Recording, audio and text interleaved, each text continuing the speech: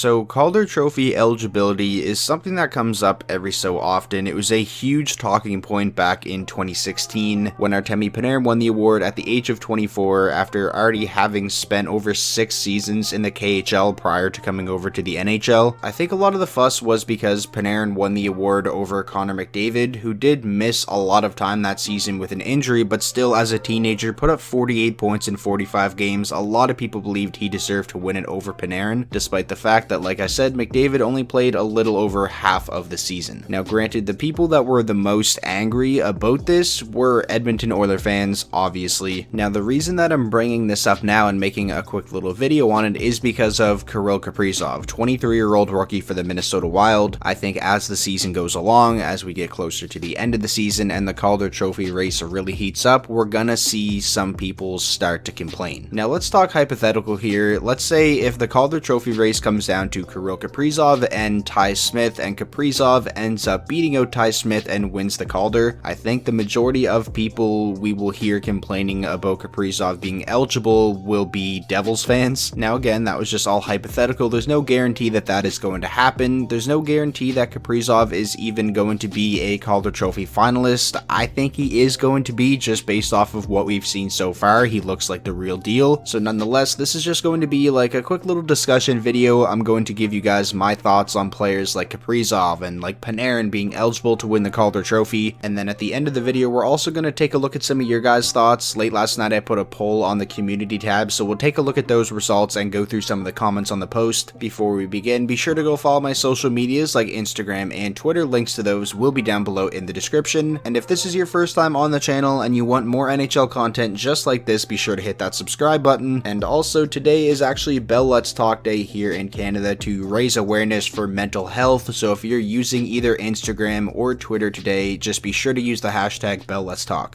So let's just start off the video by taking a look at how things are currently in terms of Calder Trophy eligibility. To be eligible for the Calder Memorial Trophy, a player cannot have played more than 25 games in any single preceding season, nor in 6 or more games in each of any 2 preceding seasons in any major professional league. For whatever reason, the NHL doesn't deem the KHL a major professional league, but nonetheless, beginning in 1990-1991, a player must have not attained his 26th birthday by September 15th of the season in which he is eligible. The reason the NHL actually put that in 1990-1991 is because the year prior to that, Sergei Makarov of the Calgary Flames was 31 years old when he won the Calder Trophy. So, is there a problem with this? Is there a problem with how things currently are when it comes to being eligible for the Calder Trophy? I can see both sides. There definitely is an advantage for players like Kaprizov and like Artemi Panarin, who are,